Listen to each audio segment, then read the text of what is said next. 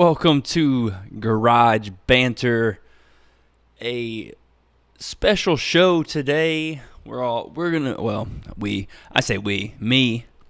It's a new episode that we're going to start here at Garage Banter. It's called The Force News. It is our all Star Wars show. And I guess I'm going to be doing it by myself here first until the other guys decide maybe they want to do it with me. But for now, it's just me. This is our new show of Garage Banter here, The Force News. So, first episode. I've got a lot of things to talk about in the world of Star Wars, which is my favorite. I mean, I'm completely biased. I know we have not done a Force Awakens review or talked about it that much, but as you can see, with all the stuff, I love it. To give a quick view of my opinion of The Force Awakens it was brilliant. I loved it. On our scale, I might give it an 11. Maybe there's a couple of flaws that I thought maybe they could have done without, but we'll save that for another time. Let's get on to The Force News. Roll it. Maybe it rolled at the beginning, but oh well. So, The Force News. First off, we have a special, or not special to me, but I mean, somebody was cast in Episode 8, whether it be, they claim it's a cameo, kind of like Daniel Craig was in The Force Awakens. His Stormtrooper cameo with Rey and Daisy Ridley and the whole torture chamber, you'll drop the gun, and that was Daniel Craig. Well, Tom Hardy was cast as a special cameo, maybe, for Episode 8. I hope not. I would love to see Tom Hardy in Star Wars. That would be awesome. I mean, just think about it. Tom Hardy is an awesome actor. Think of all the possibilities that he could play in the world of Star Wars. I mean, we're talking Jedi, somebody like Poe Dameron, a rebellion pilot, or a rogue pilot, somebody of that nature. Or a bad guy. Think of Tom Hardy as a Sith Lord. Wow. I mean, or a Boba Fett. Oh my gosh. Tom Hardy is Boba Fett. Oh, that would be so amazing. But the news is that it's reported he is just doing a cameo. So let's not get our hopes up. Even though I want to see Tom Hardy in Star Wars. That would be amazing. I mean, you can agree, right? That would be awesome. And the next topic is, I really don't want to move on from Tom Hardy, but because it's so awesome news, the report said, I don't know what all it stated. If you want to read it, you can go on, let's see, what is it, Star Wars News.net, I believe it is, and you can read the actual quote or the report that it says he's going to cameo, he's going to be a stormtrooper. That gives some context of how his part will work, but I don't know if it's true or not. I hope not, but if it is, oh well. I just don't want to see Tom Hardy as just a cameo in Star Wars. I mean, why get that big of an actor to do Star Wars, but they did that same thing with Daniel Craig, so who knows. So next up is Kate Blanchett wants to be in Star Wars. She told a reporter, I don't remember who it was, but she was filming a movie, and she told a reporter that she loved J.J. Abrams' work, and she wants to be in Star Wars. She thinks it would be awesome to be in Star Wars. I think it would be awesome for Kate Blanchett to be in Star Wars. I mean, I understand what Star Wars is trying to do. Star Wars and Lucasfilm and Disney are trying to get actors that aren't well known on camera. They're trying to get people that this can become who they are as the actor and the character in the movie. You know what I'm saying? Like Daisy Ridley, nobody knew who Daisy Ridley was.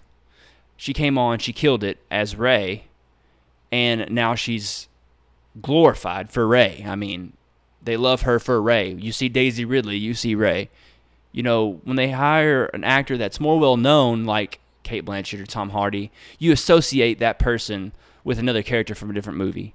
So, I mean, I get what Lucasfilm and Star Wars is doing, and I'm okay with that, but it would be okay to get some well-known actors in there, like they got for Rogue One, they got Forrest Whitaker. I mean, he's pretty well-known. Felicity Jones, she's not as well-known. But that's what they're trying to do, and I'm okay with that, but an actor here and there that's well known is okay too. I just want Disney to know that it is okay for here and there to get an actor who is more well known. Okay, I would love to see Cate Blanchett in a Star Wars movie. All right, final opinion. There you go. And next up we have let's see, more filming in Ireland for episode 8. And if you want to see pictures, I'm not going to post pictures up here because some might consider it spoilery, I guess. Some spoilers if you see pictures of sets. But if you want to go to StarWarsNews.net, they have a plethora of pictures up on StarWarsNews.net.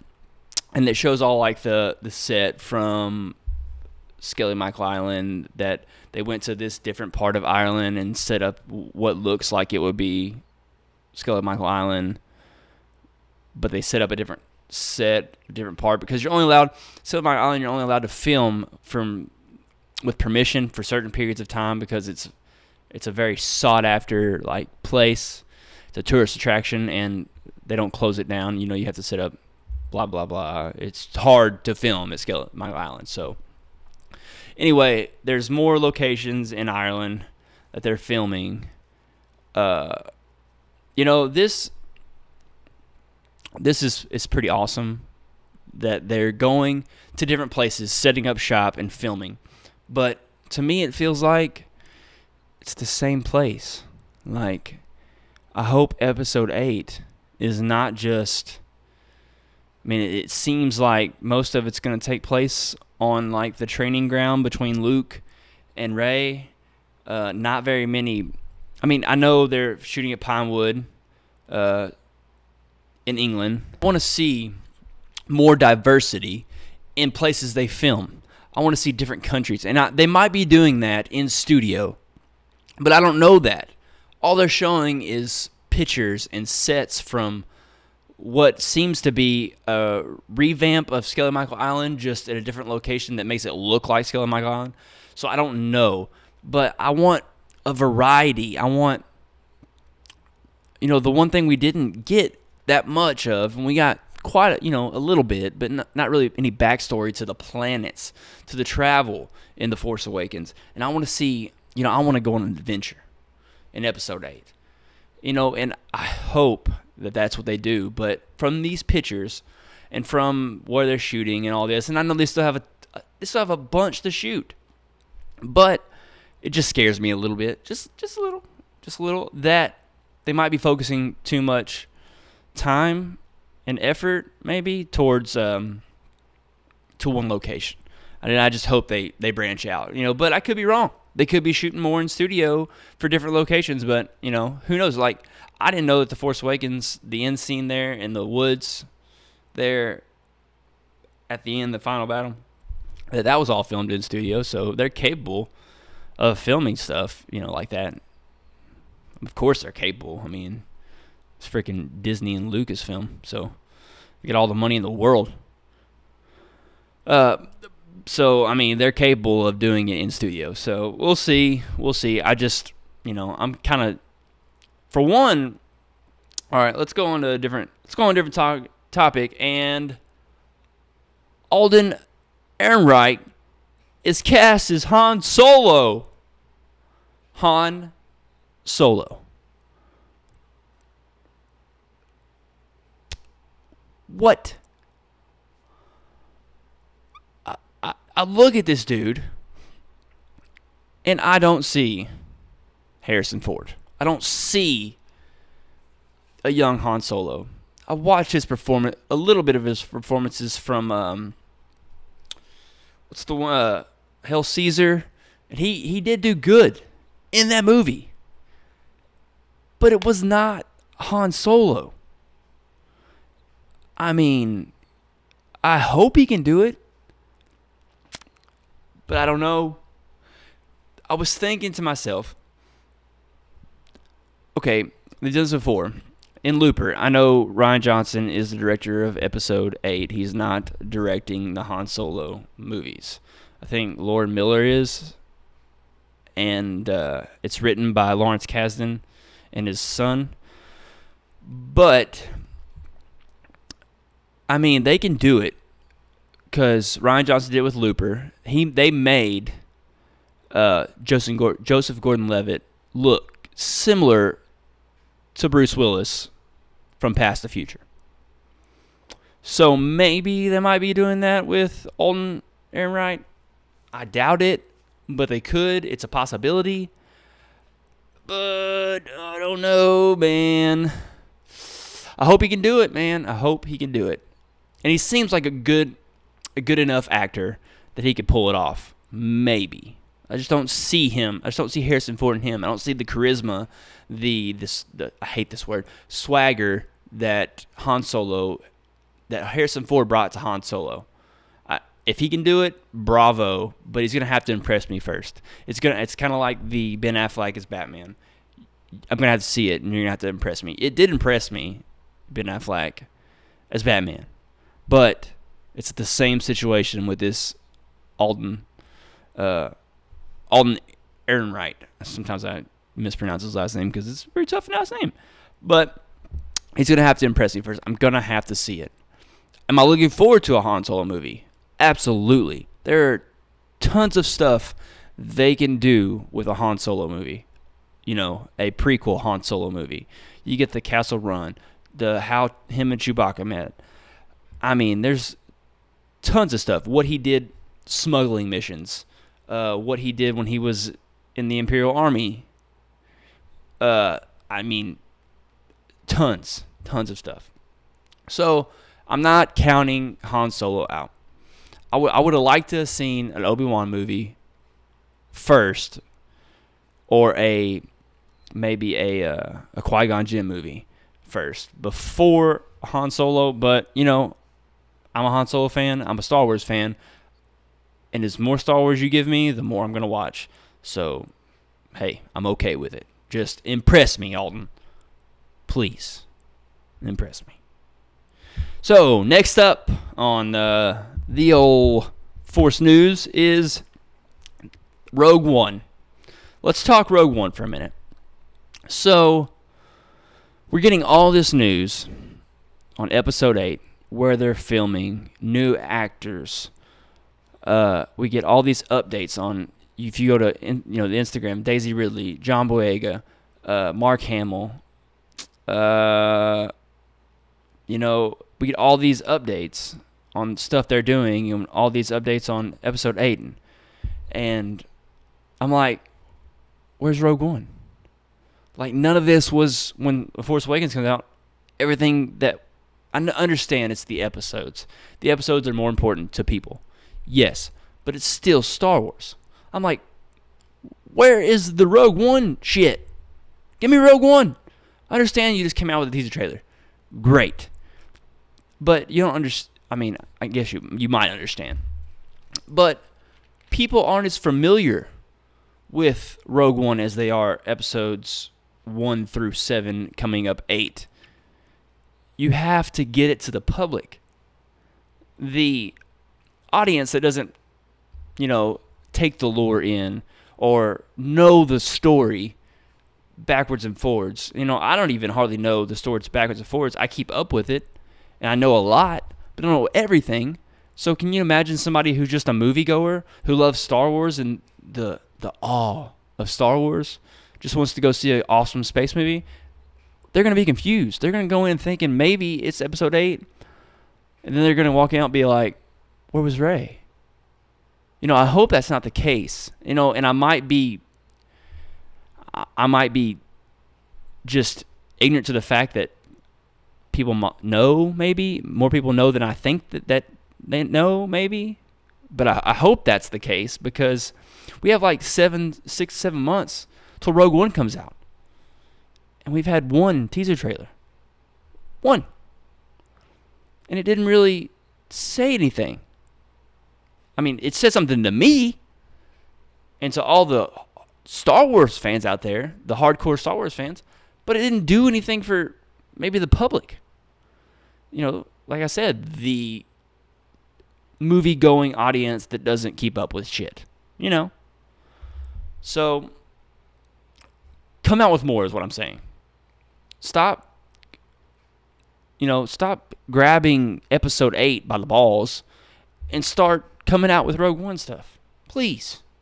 I mean, I think we might have seen Darth Vader in Rogue One, but we don't know, because it was just a backwards turned cape. And I've never seen, Darth Vader wear a cape. Maybe in a comic book or video game, maybe, but he usually doesn't wear capes with a hood. So me thinking that's Darth Vader. I mean, he did go to the Baphomet tank and the Imperial Guards right there, and the Emperor's Guards, right there. But I don't think that was Darth Vader. I just don't. It might be. And I think somebody confirmed that it was Darth Vader on the internet, but, you can't trust the internet unless it comes from a source that you can trust. So I don't know.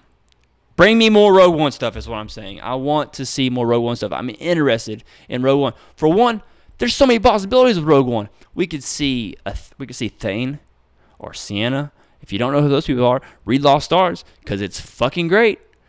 And we could get Kanan or Sabine or Ezra or a bunch of other stuff, maybe. They could do a lot. You could see these little bitty grasps of fan service that Star Wars could do for us in Rogue One. And the story is amazing. It's a heist film. Let's go steal the plans to the Death Star. Get these ragtag team of bandits and thieves and criminals and send them to go get this, plans for this awesome weapon. And we could, they say that Han Solo is going to have a cameo in Rogue One. So they just cast Han Solo. I don't know, man. It'd have to be pretty small for a cameo, like he's just over there washing his ship, or he's stealing something. I could see, because it's a ragtag group of thieves and bandits, and so he could be out like doing bandit stuff, and that when they're recruiting their team, he could be there, and they see him in the distance, and he takes off on the Millennium Falcon. If that's the cameo, okay, so be it. But if it's any bigger than that, it's going to be kind of jarring, maybe. Or it could be good. Could give us a glimpse of how good Alden's going to be. So who knows? So we're on Rogue One. So we might as well let's get one more piece. We got one more piece of information. Then we're going to break down the Rogue One trailer, because I want to. And it was awesome. So one more piece of thing. The creators of the video game Titanfall, Respawn, the company Respawn, which is a sister company of EA, Electronic Arts. It's a subdivision of Electronic Arts, like the same building down the hall to the left. Who knows? But they did Titanfall, and Titanfall was a pretty good game. The thing that scares me is, yes, they say at the end of their statement where Respawn is going to be creating this third-person action-adventure game, is what they say. Great. That's what I want. I want a third-person action-adventure game. Or a first-person action-adventure game. It doesn't matter. I want something that you can go out and do, like the Force Unleashed type gameplay. I don't want Battlefront gameplay. Speaking of that, Battlefront just confirmed that the Battlefront 2 in 2017 or something like that. Who cares? I mean, it's a multiplayer game. You can't do anything else besides play multiplayer. You can explore. I mean, I guess you can explore, but it's boring. It's boring as hell. Boring as shit. So, replay value, not very good for Battlefront. This one. Battlefront 2, they might correct some of their mistakes, but who knows? We'll see. Anyway, Respawn Entertainment is announced that they will be coming out with the Star Wars game, third-person action-adventure. Awesome. Can't wait. The thing that scares me is that they created Titanfall. Titanfall is nothing but multiplayer. Nothing but. It's just like Battlefront. You don't do anything except, fight other people and AI on the same field as other people. I mean, it was a fun game to play for like 40 hours maybe, total time. But after that, it's like, man, I'm tired of this shit. So bring me a good game, Respawn. If you can do that, great. Who I want to see create a Star Wars game is Bethesda. The people who make Fallout and Skyrim. Holy shit. Tell me that wouldn't be a good game. Tell me that wouldn't be a good game. A Star Wars like Fallout. Whoa. Awesome. Anyway, I just wanted to talk about that because I really want a Star Wars game in Fallout Skyrim fashion, because that would be fucking awesome. So let's get on with the Force news. And since we talked Rogue One and that they need to hurry their ass up with marketing, because it's not getting late. They have 6 to 7 months. So they have time, but they need to start getting some information out there about Jen Ursa. Anyway, let's get on with it. Let's break down this Rogue One trailer. All right. And then after the breakdown of the Rogue One trailer, we'll talk about some of the books and stuff from Star Wars, which I just got Bloodline. And I'm like 4 chapters in. So far, so good. All right. Here it is. All right. Rogue One trailer. Right there. Rogue One. I can't start it because, So I'll give you clips from this Rogue One trailer right here. So let's break it down. All right. Rogue One. First scene, we see Jen Ursa, played by Felicity Jones.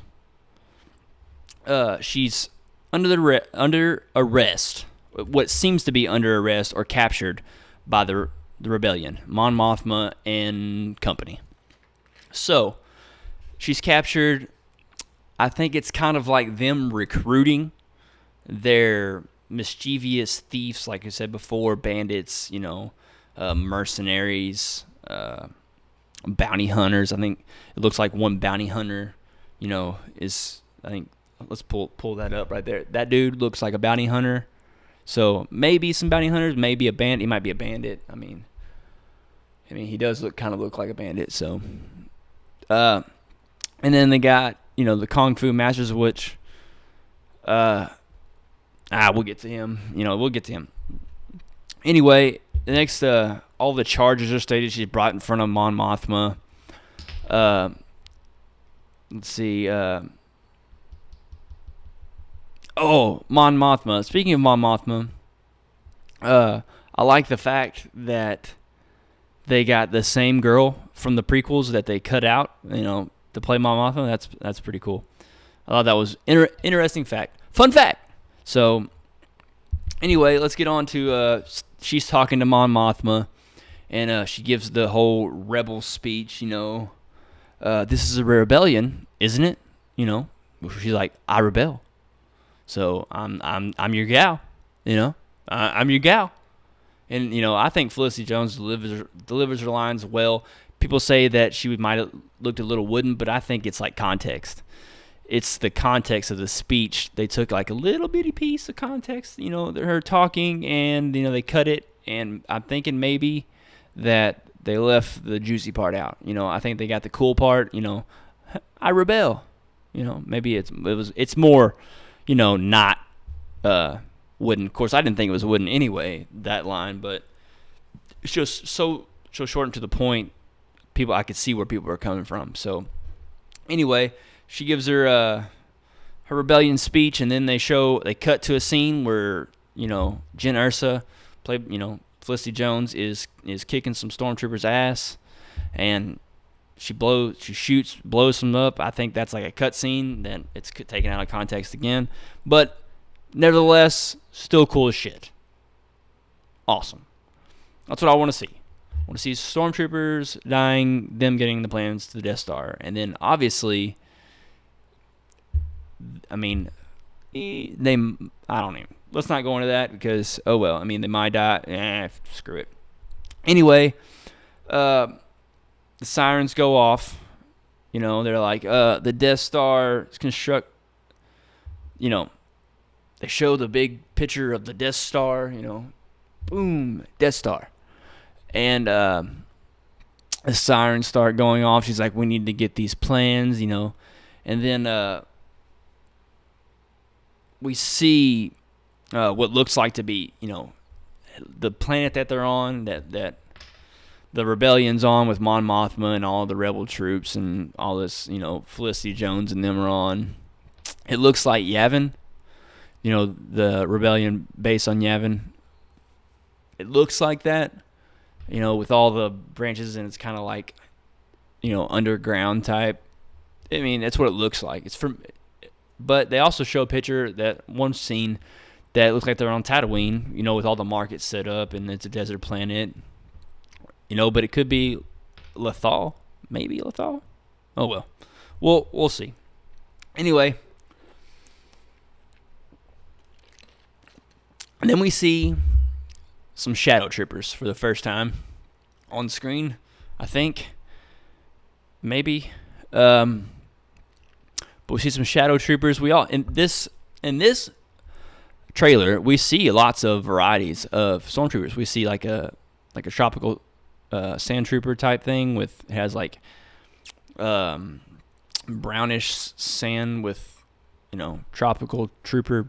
I don't know what they call it. Maybe if y'all do, go ahead.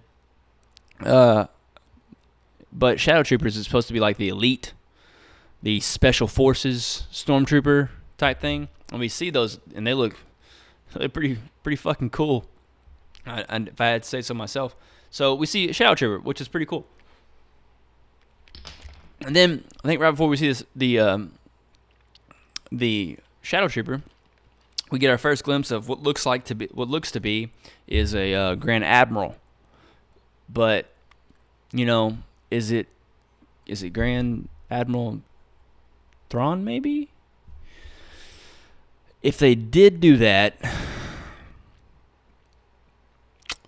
I don't know. They have to retcon. He's not blue, obviously, in the trailer, so I don't think it's him.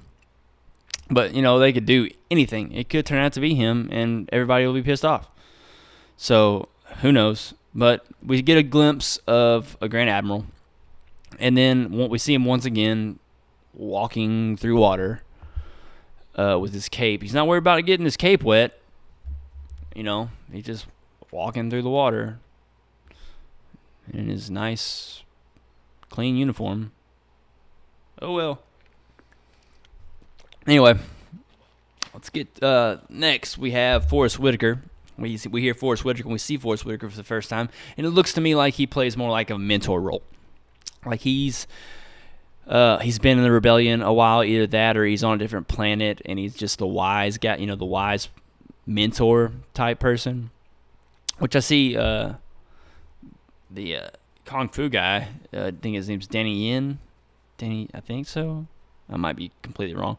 But the guy who's swinging the sword, kicking all the stormtroopers' asses with the blind. I think he's blind. I'm pretty sure he's blind. Pretty positive he's blind. Anyway, he's a blind guy. He's kicking ass. He's kicking the stormtroopers' ass with a stick. So I think him and Forrest Whitaker are going to play more like the mentor roles, maybe. Maybe Forrest Whitaker was like nah, he wouldn't have been that. But I don't know. Maybe he's been in the rebellion a while. He's always been against the Empire, and he knows that because he says, "What will you become?" And I'm jumping ahead here, but he knows that you can go down that path, but you might not come back, kind of thing. And he might be some kind of like him and that Danny Yen guy might be a part of some like Force religion, like we see Lar Zontaka, who in the Force Awakens, part of the the religion of the Force or whatever. They're not Jedi, but they seek out the Force and they try to tap into it and all this stuff, I think. But anyway, I think that Forrest Whitaker will be playing the mentor role for either, I think, the other ragtag team of people that go along with Felicity Jones and crew. So we'll see.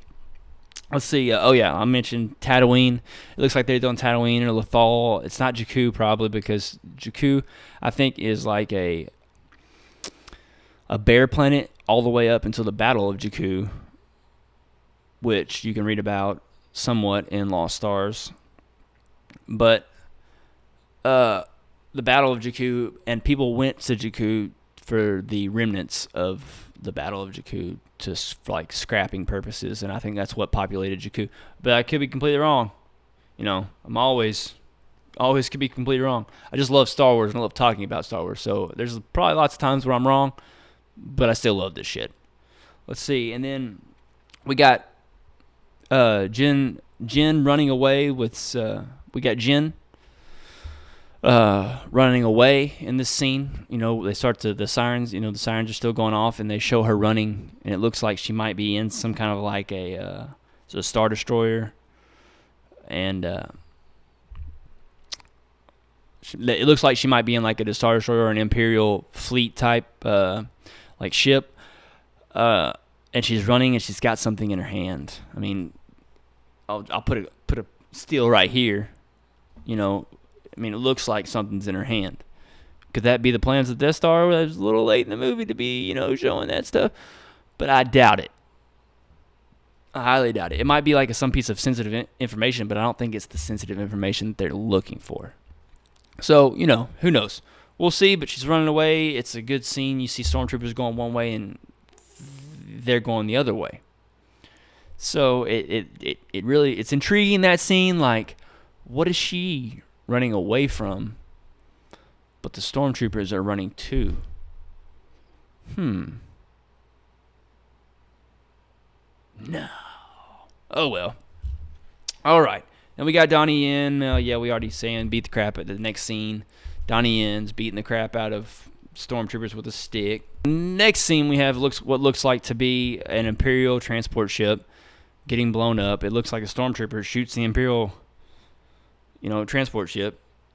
Like I said, I think that's what it is. It looks like an Imperial transport ship where they haul, people back and forth. Important people, because it kind of looks like a smaller, like Kylo Ren's ship from The Force Awakens. Kind of looks like a very small version of this ship. It's got the wings that flap up, and it's got, instead of 4, Kylo Ren's has got 2. Kylo's is black. This one is gray. But it looks similar. You know what I'm saying? It looks similar. Anyway, you can see it get blown up, and that's a pretty cool scene. It's a little deception, I think, on the editing part for the trailers. I don't think the stormtroopers are going to be blowing up a friendly ship. But anyway, and then we get to a scene that everybody's talking about.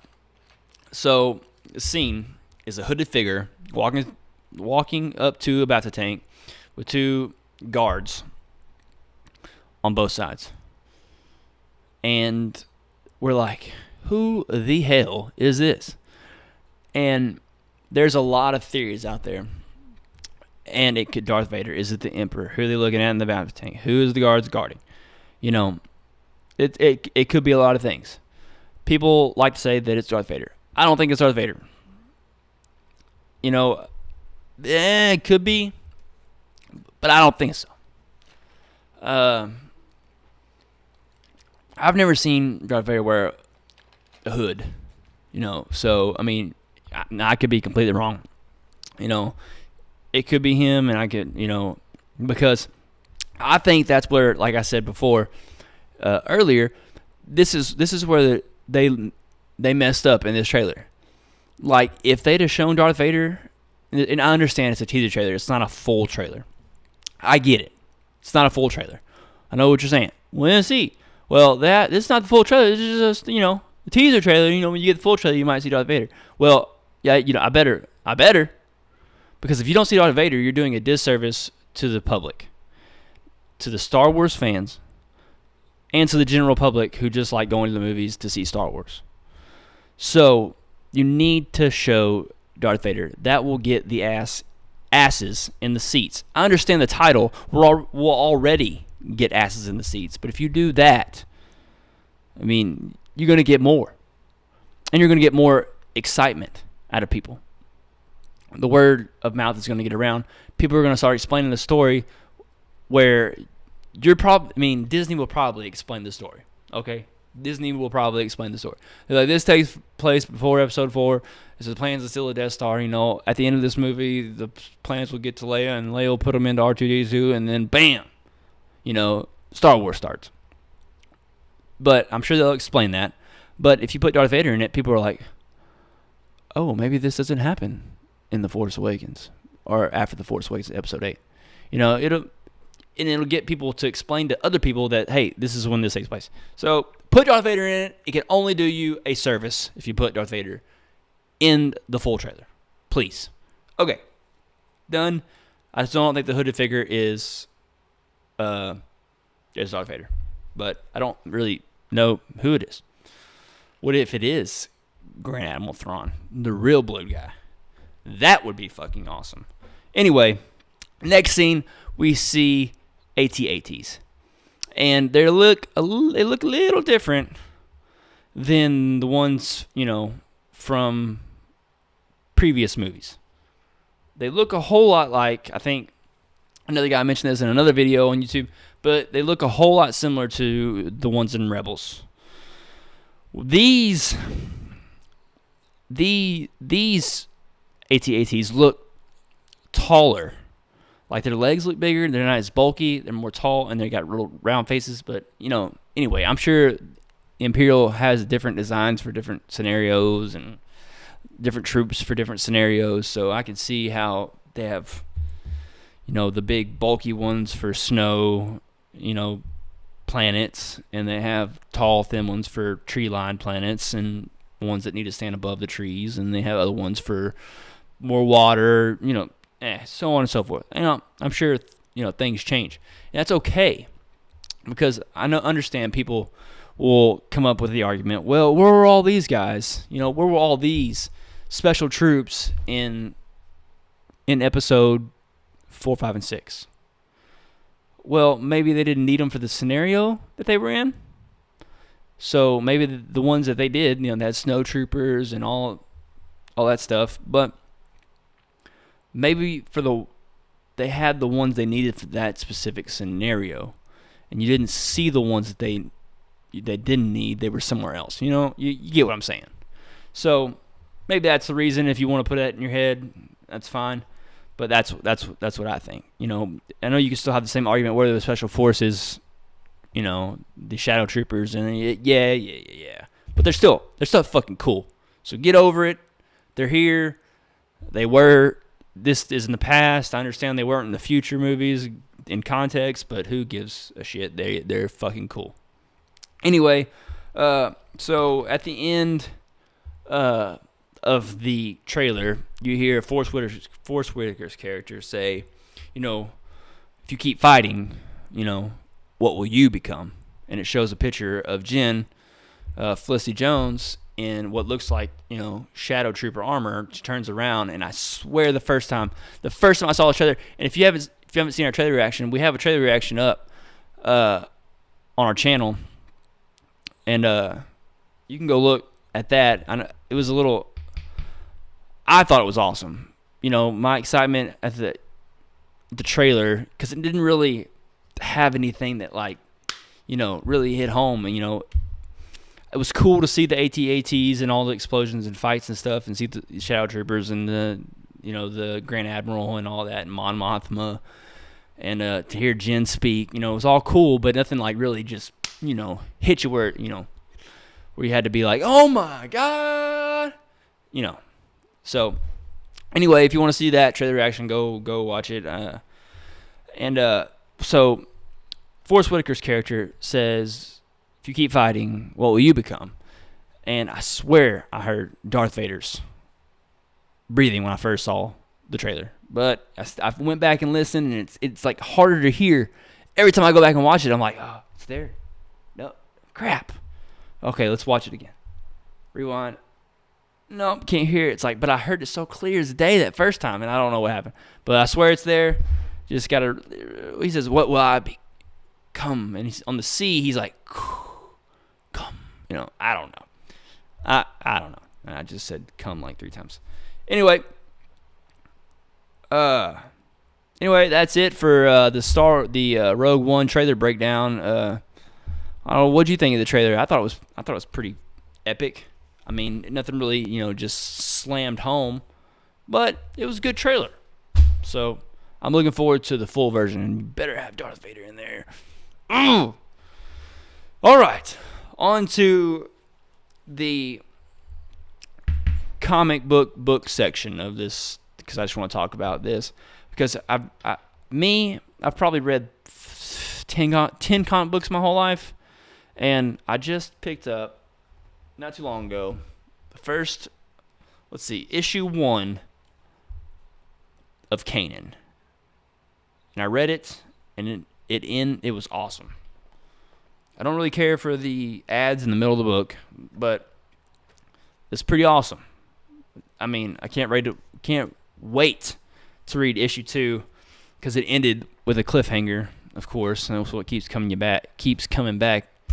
coming back. Sorry. Anyway, so I'm gonna read that. I'm gonna start reading the Kane series, and I'm gonna read some novels. So I heard Aftermath was horrible. I've read Lost Stars. I'm in the process of reading Bloodlines. I'm gonna read Lords of the Sith. It's probably my next book. Either you're gonna read that, or I'm gonna branch off and I'm gonna read Ready Player One. So I'm reading Bloodlines right now. I'm 6 chapters in, and Ryan Johnson. What really got me into I was gonna read this book anyway because it happened 6 years before The Force Awakens. So I mean, you're gonna get little, nudges to nostalgia purposes, oh, that's why he did this, maybe. And you're gonna see characters that you saw on screen on the page. So I can't wait. I'm 4 chapters in, and so far so good. 4 or 5 chapters in. Anyway, but Ryan Johnson had a little hand. This is what gets me excited about Bloodlines and Episode 8. That Ryan Johnson had a little hand, a little insert, a little here you go, Claudia Gray, take this and put this in your book. But what he did is he gave her the idea for where the Republic is at as far as emotional standoff. They have the populist, I think it's the populist and the centrist, I think, is the names of the two sides of the Republic. One believes in planets should rule their own government. planet to planet, and the other one believes in a, like a galactic government with a high-powered military. So, and Ryan Johnson said this is the friction between the two factions of government. Kind of like your liberals and conservatives, I guess you could say, in the real world, or Republican and Democrats. Let's just go Republican and Democrats. If you're gonna have an example between that two in the real world. But you have the populists and the centrists. And I could be saying that completely wrong, but anyway, the centrists can believe in galactic government, and the populists can believe in planet-to-planet rule. And Ryan Johnson put that in there, so because he knew the friction of where they stood, and he was like, this is where, he told Claudia Gray, he was like, this is where they're at, this is they're banging heads, and this is why, So that gets me excited for episode 8. Like, it's gonna be like pretty epic to see, after you saw the Hosnian system explode. The First Order took them out, and that was the Hosnian system. If you weren't aware, it's where the capital was for the Republic, or the New Republic, and it's gone now. So the two factions are going to be even more at ends now that their capital's gone. All their leaders are gone. Most of their leaders, the fleet's gone. So, and Ryan Johnson's going to play on that. So that kind of gives you a little idea, a little bit about what I think and what Ryan Johnson's going to go for in episode 8, which sounds amazing. Maybe he can do a better job of politics than the prequels could. Anyway, so there it is. I would talk about Rebels, the cartoon on Disney, but it's over. The finale was amazing. I'm sorry I couldn't start the show when that show was going. This season was awesome. I think it went on maybe too many filler episodes maybe for me, but every other episode, or every third episode, I guess you could say, awesome. I even liked the Will episode. I thought the Will episode was awesome. Anyway, but the finale was good. A little disappointing at the end because I thought Ahsoka, they kind of just, Anakin or Darth Vader walk away, Ahsoka walked away. Spoilers, I just thought there could have been a little more, damage, collateral damage. I don't understand Kanan lost his eyes. And I'm saying a ton of spoilers right now, but crap, it was good. So, sorry I couldn't talk about Rebels, but that's it. All right. The Force News. Garage Banter's The Force News. First episode.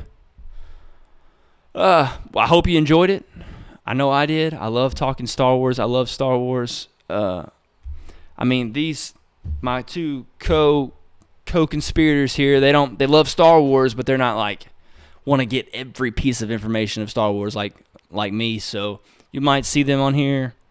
You might not, but I'll be here. The Force News, I'm going to try to do the Force News every week. It might not be, as long as an episode as this one was, but because I had so much information that I needed to go off of. But I try to keep coming at you every week with the Force News here at Garage Banter. And I hope you enjoyed. If you like this video, you can always like, share, subscribe, whatever you feel like. And as always, may the Force be with you.